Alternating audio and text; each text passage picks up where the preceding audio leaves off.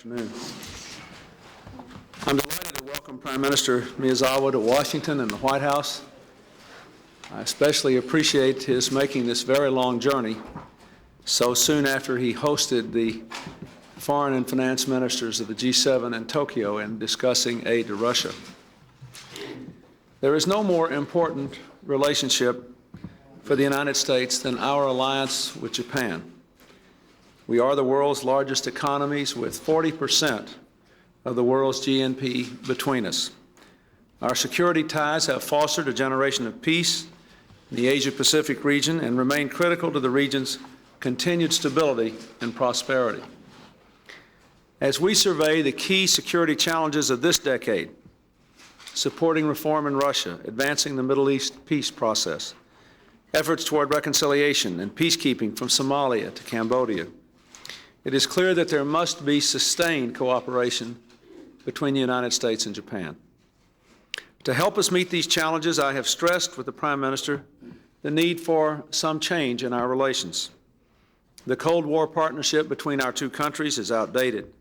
We need a new partnership based on a longer-term vision and, above all, based on mutual respect and responsibility.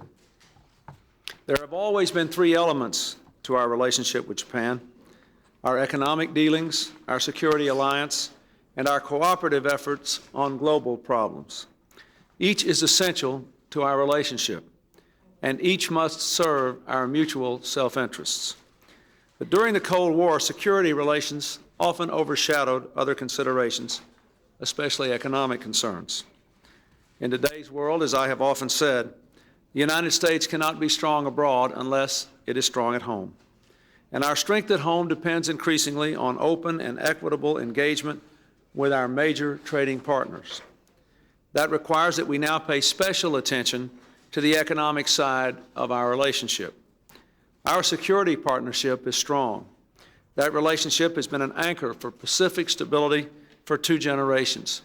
It remains fundamental to both our interests. The United States intends to remain fully engaged in Asia and committed to our strategic alliance and our political partnership with Japan.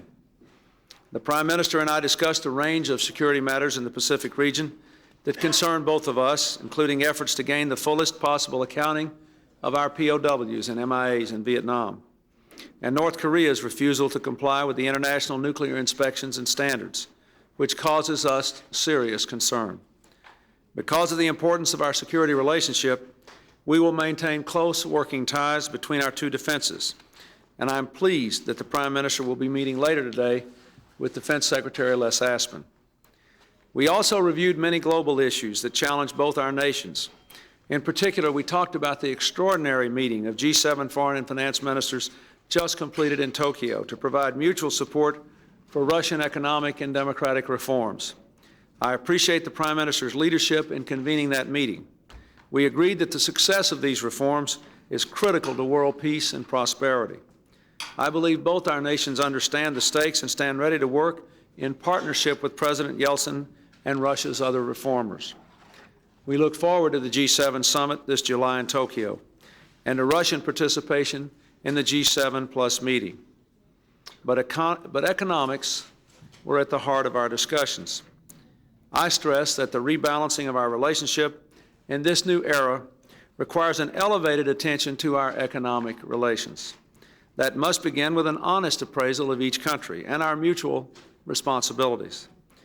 The fact is that I have enormous admiration for Japan's economic performance. The Japanese have been pioneers in high-quality manufacturing. Their record of innovation and prosperity has been built on hard work and social cooperation. But we and many other countries have other concerns as well. I stress to the Prime Minister that I'm particularly concerned about Japan's growing global current account and trade surpluses, and deeply concerned about the inadequate market access for American firms, products, and investors in Japan. I recognize that these are complex issues, but the simple fact is that it is harder to sell in Japan's market than in ours. America is accepting the challenge of change, and so too must Japan. For our part, the United States is making economic renewal over the long term our highest priority. And we are now making the hard decisions many of our trading partners have urged us for years to make, required to put our economic house in order. Our good friends like Japan for some time have urged us to do this, and we are attempting to do it by bringing down our deficit through a combination of spending cuts and tax increases and committing ourselves to long-term investment. It is important that Japan lead the way to global economic growth. The Prime Minister's newly announced stimulus program is a very good first step toward stronger domestic growth in Japan. But as in America, it must be part of a continued and sustained effort. Japan's goal must be to become one of the engines of growth that creates jobs not only in Japan, but throughout the world. In addition, the Prime Minister and I reaffirmed our commitment to lead the Uruguay round to an early and successful conclusion. We are committed to making the Asia-Pacific Economic Cooperation Organization a vehicle for trade liberalization in the region. And I look forward to the United States hosting that organization in Seattle later this year. Robust economic growth in America and Japan is in everyone's interest. That's why I hope our own Congress will pass our jobs package and the budget, just as I hope Japan will continue taking steps to boost its own economic growth. But macroeconomic action alone is not enough. I'm concerned not only about how much we sell, but about what we sell. Our companies that manufacture high-quality, high-wage goods are among the most competitive in the world. If their products are to be a greater part of our exports to Japan, if our workers are to receive their fair share of the benefits of trade, Japan's markets must be more open.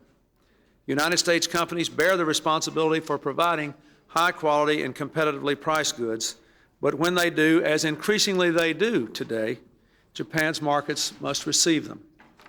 When our two nations take these economic steps individually and together, we will be the two strongest drivers of global economic growth. That growth is essential not only for our own prosperity, but also for the success of the world's many new and emerging democracies. In order to take these steps, we also need to develop a new framework for our two nations to address concretely our economic agenda, the structural and sectoral issues that can expand growth and increase trade and investment flows in key industries. This framework should also enable us to discuss other issues in which we can cooperate, such as technology and the environment. Within the next 3 months, the Prime Minister and I expect to have a plan for specific negotiations that can then occur on an expedited basis in these areas. The Prime Minister and I also agreed to meet twice annually, including during the G7 annual summit. We have agreed to do this because we believe this new partnership deserves our highest priority from the highest levels of our government. I view today's discussion with the Prime Minister as a very positive step in our effort to begin a new and mutually beneficial stage in the long and productive friendship between the United States and Japan. Each spring, all who reside here in the nation's capital have a wonderful reminder of that friendship. Just blocks from here at the tidal basin, the circle of flowering cherry trees begun as a gift from the people of Japan are the uplifting image that defines the start of our season of hope. Today, I believe the new partnership we are forging between our nations can help to usher in a season of hope not only for ourselves, but for the world as well. A season when we restore economic growth, when we expand economic opportunities in our own countries and elsewhere, when we help to fuel the worldwide movement toward democracy, and when we help to lay the foundation for peace and progress in the next century. I look forward to working with Prime Minister Miyazawa in the coming months as we join together to build that new partnership. Mr. Prime Minister. Mr. President, thank you for your kind words, and thank you also for your very warm welcome today. I have been looking forward to this important meeting. May I say that I have a sense of accomplishment in that we have built a personal relationship of mutual trust. I'm convinced that our new partnership can respond to the needs of a new era. Our partnership is crucial for making the world more peaceful and prosperous. The President and I have therefore agreed to meet at least once every year, separate from the G7 process. Let me comment briefly on 4 areas of our discussions today. First, we affirmed the continuing importance of Japan-US Security Treaty in the post-Cold War era. Second, on the economy, I welcome the President's leadership in tackling the budget deficit problem head-on. On our part, Japan's new 93 fiscal budget is geared to stimulating domestic demand. And 3 days ago, my government decided on an additional package of expansionary measures totaling $116 billion to further stimulate our domestic demand. This will certainly accelerate our economic growth. I also stressed our continuing efforts to increase market access. I further explained to the President that my government has decided to undertake a new Funds for Development initiative to facilitate financial flow from Japan to developing countries.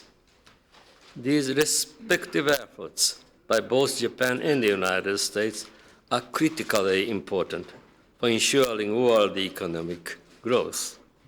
They are also vital for strengthening the foundation of our partnership. In the area of our bilateral trade and economic relations, I stressed to the President that our economic prosperity is founded on our deep economic interdependence. We must nurture this relationship with a cooperative spirit based upon the principle of free trade. This cannot be realized with managed trade, nor under the threat of unilateralism. Our relationship must be a plus-sum relationship, not a zero-sum one. It is in this context that I expressed seriously concern over some trends in the United States. I explained my government's policy to continue efforts to increase our market access. But this must be done with parallel efforts of the United States to strengthen competitiveness, export promotion under the free trade system. On the Uruguay round negotiations, we cannot allow them to fail. And after 7 years, we must reach a realistic agreement through further negotiations. Recognizing the importance of advancing our new economic partnership, we need to develop a new framework for our 2 nations to address the structural and sectoral issues of both countries that can promote trade and investment flows in key industries, as well as enhance our cooperation in such areas as environment, technology, and development of human resources. Within the next 3 months, President and I expect to create such a new framework. Third, on Russia. Japan chaired the meeting of foreign and finance ministers of G7 countries, subsequently joined by the Russian ministers, which ended yesterday in Tokyo. I cooperated closely with President Clinton on the preparations for this meeting, talking over the phone a few times. I believe the joint ministerial meeting sent a strong message of support for Russia's efforts for democratic and economic reform and its law and justice foreign policy. At the opening session of that meeting, I announced a $1.82 billion package of Japan's bilateral assistance to Russia. Today, President and I discussed how we should follow up and build on the results of that meeting as Russia undergoes a delicate period of transition. Fourth, the dynamic growth of the Asia-Pacific region promises benefits for the entire world, but we must bear in mind that the region is undergoing changes with risks and instabilities. American presence and Japan-US security treaty are indispensable stabilizing elements for the region. I assure the President that Japan would continue to provide host nations support, which amounts to $4.6 billion in the year 1993. Japan will also work together with the United States to build more cohesiveness and a feeling of reassurance through regional dialogue and cooperation. Finally, let me make a personal observation. For half a century, I have been involved in our bilateral relations in one way or another. Now, talking to the youthful new leader of this great nation, who has emerged at an historic time of changes in the world, I felt optimism for the unbounded possibilities of our two nations working together in our new partnership to bring a better world for all of us. Thank you very much. Ellen? President, since all bets are off now, are you seriously considering the use of air power in Bosnia against the Serbs, and also lifting the arms embargo? Have you given any kind of ultimatum to the Serbs? And what kind of a feedback are you getting from Russia and the Allies for stronger action? Well, let me try to answer some of those anyway. We began this morning with the discussion of the situation in Bosnia. And the Secretary of State has been on the phone quite a bit today, consistent with his obligation to be part of the meeting with the Prime Minister. All I can tell you is that at this point I would not rule out any option except the option that I have never ruled in, which was the question of American ground troops. I would also remind all of you that I have operated from the beginning under the assumption that whatever is done must be done within the framework of a multilateral cooperation, that this was not something the United States could effectively do alone.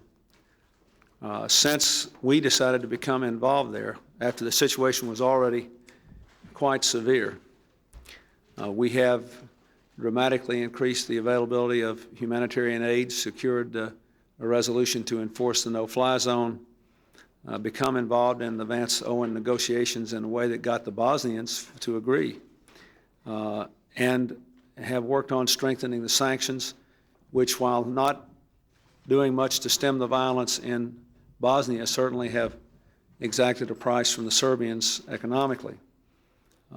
Those are the things that I have been able to do, taking a situation that was in quite bad shape when I found it and within the limits of multilateralism.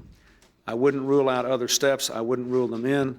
All I can tell you is that I'm going to be spending a lot of time on this today, and I'm very concerned about it, and I'm outraged that the Serbians, when given the opportunity, did not sign on to the Vance-Owen process. Yes, sir. Well, I'd like to ask to the President. Well, I think, do you have a slight tough tone with Prime Minister regarding a trade issue? Well, do you think this is a right way for the United States, well, to get along with Japan? And my another question is, well, did you have a substantial result from this meeting regarding trading? First of all, let me reiterate what I said. Our relationship is built on shared values and a commitment to democracy. It has a security aspect. It has an aspect of cooperation on global affairs, and we discussed those in great detail. And it has a bilateral economic aspect. Two nations can be great friends and can admire each other greatly and still not agree on every issue.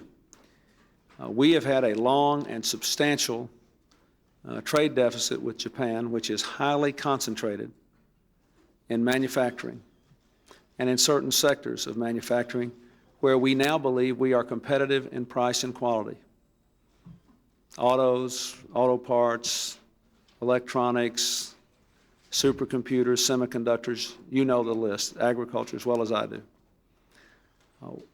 The difference, I don't want to characterize the issue as tough or not tough. I want it to be different. I want our relationship now to focus on the specific sectors in which there are problems and on the kind of structural difference, which makes it difficult for us to ever meet. We have differences in patent law, differences in antitrust law, differences in the way our financial services and our other services sector work.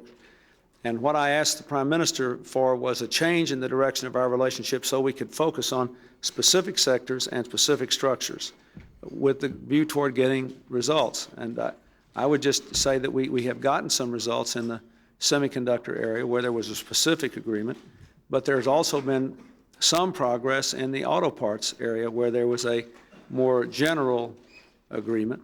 I think when we focus on specific areas, even though we may differ about specifically how we should do that, we tend to make progress. And I say this in the way that of hoping that will lead us to greater cooperation. The world needs a strong Japan. The world needs a strong United States. The world needs these two countries to cooperate. And it can only happen if we are making real progress on this trade deficit. Yes? The trade deficit has been stubborn for many years. It just went up again today, the Commerce Department reported. Why do you think that you can do something different now that your predecessors couldn't do? The Prime Minister just said that access for American products to Japanese markets would have to go along the lines of free trade. Would you like to see a specific hub for specific industries and targets? Well, let me reiterate what I said. I would like to have a focus on specific sectors of the economy, and I would like to obviously have specific results. We had a semiconductor agreement which gave some hope that this approach could work. There was also a more general commitment in the area of auto parts which has shown some progress. I think if you look at this whole situation, let me say that I think there are 3 or 4 things working today which may give us more results. Number 1, the appreciation of the Japanese yen. Number 2, the stimulus program, which the Prime Minister has talked about. The last time we had a measurable drop in our trade deficit with Japan, it was after Japan adopted a stimulus program. Number 3, a breathtaking increase in productivity and quality by American manufacturers over the last several years, which makes us the low-cost producer in many of these areas now. And number 4, a different approach, a commitment to focus sector by sector. Let's not paper this over. There are some differences still between the Prime Minister and me about what kinds of agreements we should make sector by sector or on these structural issues. But if we focus on them and talk about them specifically, honestly, and openly, I believe this is very different from what has happened in the past. Yes. Yes, Mr. President, what is it that you really wanted to convey to President Yeltsin in Vancouver when you reportedly told him that when Japanese say yes, they often mean no? And secondly, using probably the same degree of candid description, would you care to characterize the Japanese economic activities in the arena of international trade and economy? You know, let me say, first of all, the world would be a sad place if people could never say anything in an offhand manner that without having it turn into an international incident. I remember when I was elected, someone in your country suggested that presidents always spoke a lot of hot air once they got elected. I took no offense at that. That's a part of the daily life. I think your prime minister made the best statement of all when he said it reminded him of that old American song, "Yes, we have no bananas." You asked me a question of what I meant. I don't know whether to tell you yes or no. I don't know what I meant anymore. I will say, let me make the real point. The prime minister answered the question with a resounding yes by agreeing, number one, to host the meeting of foreign and finance ministers in Tokyo to discuss Russian aid, and number two, to the very aggressive commitment of $1.8 billion to help to alleviate the situation and to support Russian reform. So Japan's answer to this problem was clearly yes, capital Y-E-S, yes. Brett? President, you mentioned the stimulus program that Mr. Miyazawa's government has put forward and described it as a good first step. If that's a good first step, sir, is it really reasonable to argue that your own stimulus program, less than a seventh of that, is a first step of any significance at all? I think it is because the circumstances are different. Japan, after all, has taken for the let's go back to the mid-'70s, and perhaps Prime Minister Miyazawa could fill in the blanks, but if my memory is right, Japan had a very large budget deficit about 15 years ago, which they then set about to erase, and they worked very hard to do it. They are in a surplus position now if you take all their government budgets together, and social insurance and all that. They're in a surplus position. So they're in a position to have a bigger stimulus. Also, they have a big trade surplus with the rest of the world. So the economic prescription for their own, to get growth back in their country and also to reduce the trade surplus would be to dramatically expand domestic demand. We have a large trade deficit, and we are in an economic recovery. That is, our projected growth rate, economic growth rate, is larger than the Japanese projected rate before their stimulus. But our problem is that even in recovery, we, like the Europeans, weren't generating any new jobs. So what I am trying to do here is to fire not a shotgun but a rifle, to try to take advantage of the economic recovery and the fact that I do have a long-term dramatic reduction of the deficit, which more than covers the cost of this modest stimulus, to create new jobs. So there are two different programs with two different objectives. I think both of them are quite well founded. Is there a Japanese question? Yes? Did you discuss some option against North Korea with Prime Minister Miyazawa? Also, could you tell us which is United States policy, sanctioned or direct talk with North Korea?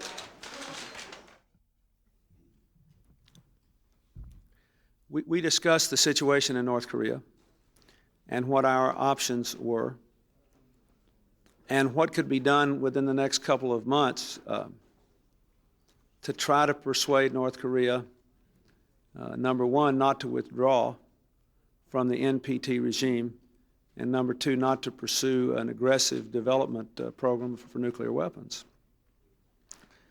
And we talked about the relative merits of both sanctions and persuasion, and who might be able to talk to North Korea and what might be able to be done to convince them that this was not the way to go. We discussed the whole range of options. Susan? In an hour or so, you're going to meet with gay rights leaders in the Oval Office. The first time in history, apparently, this has happened, a meeting that mysteriously is closed to television cameras. Would you, A, like to reconsider that, in that it appears that you're trying to make this a very low-key exercise? And secondly, what do you say to the gay rights leaders who regard your decision to skip their march next weekend as something of a snub? Well, let me first of all answer.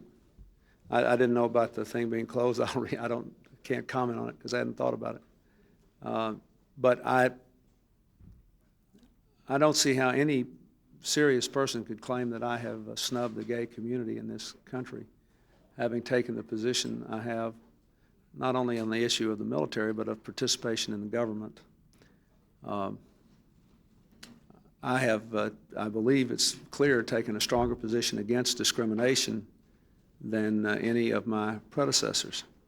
And it is a position that I believe in very deeply, one that I took publicly in 1991 before there was any organized political support for me in the gay community. It had nothing to do with politics and has everything to do with the fact that I grew up in a segregated society and have very strong feelings about the right of everybody who's willing to work hard and play by the rules to participate in American life.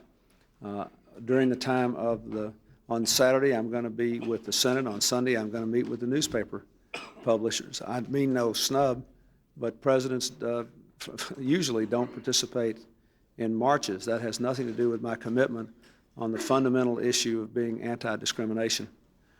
Yes, in the back. I know the United States is seeking the result-oriented trade policy. So my question is that the U.S. is also seeking a visible result in the area of macroeconomic policy, such as sharp decline of the Japanese trade surplus or something. And the next question is for Prime Minister Miyazawa.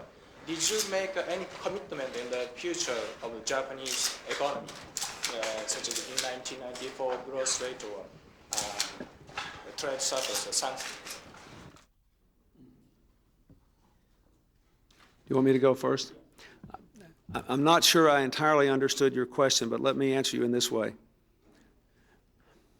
When the Prime Minister and I were discussing this meeting in our private one-on-one meeting, he pointed out quite accurately that the last time there was a reduction in the trade deficit that the U.S. has with Japan was after a significant economic stimulus program was adopted several years ago in the 80s, which he helped to engineer in a previous capacity.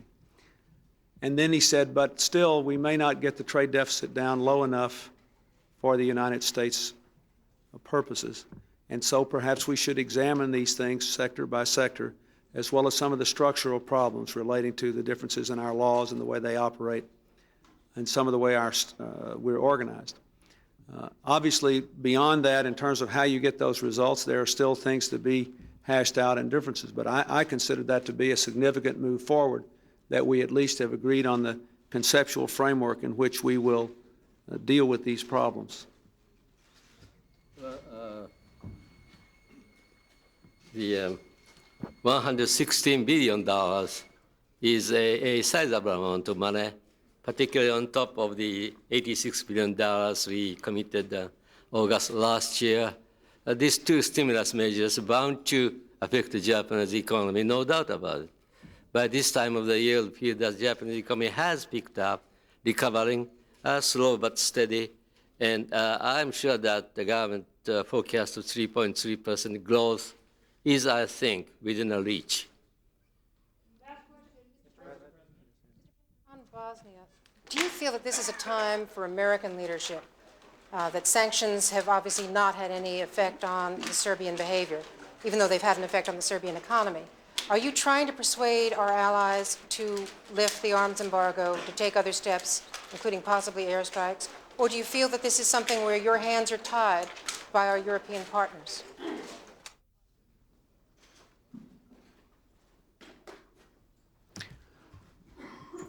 I think all I should say now, because we are engaged in rather intense discussions about this, is that I think the time has come for the United States and Europe to look honestly at where we are and what our options are and what the consequences of various courses of action will be. And I think we have to consider things which at least previously have been unacceptable to some of the Security Council members and some of those in NATO and in other common security arrangements of which the United States is a part. I do think that that the United States, as I have said for a long time now and said during my campaign, has an interest in what happens in Bosnia. I think we have an interest in standing up against the principle of ethnic cleansing. If you look at the turmoil all through the Balkans, if you look at the other places where this could play itself out in other parts of the world, this is not just about Bosnia. On the other hand, there is reason to be humble when approaching anything dealing with the former Yugoslavia. Everyone remembers the experience of the German army there during World War II. All you have only to look at the topography of the country to realize the limits of outside action there. So we have to be humble in the face of it, and we haven't had a very good hand to play, at least in the last 2.5 months since I've been looking closely at this. But I do think the United States at least has an obligation to force the consideration by all the parties of all responsible options, and to try to come to the best possible result, and that's what I intend to do. Thank you very much. Thank you.